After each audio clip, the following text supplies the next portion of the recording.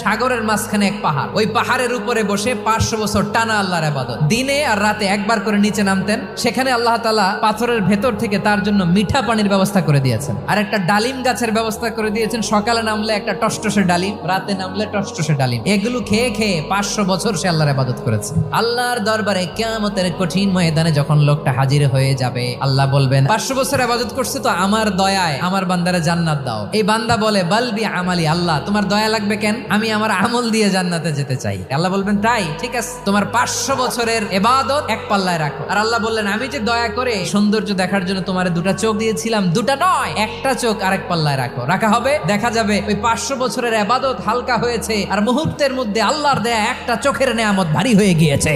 ফলাফল দেখো, হিসাব বলে তুমি এখন জাহান্নামে যাবা, যাও এবার জাহান্নামে যাও। এবার লোকটা কাচুমাচু করে বলে আল্লাহ এবার আমি বুঝতে পেরেছি তোমার দয়া ছাড়া দুনিয়ায় কেউ জান্নাতে যেতে পারবে না।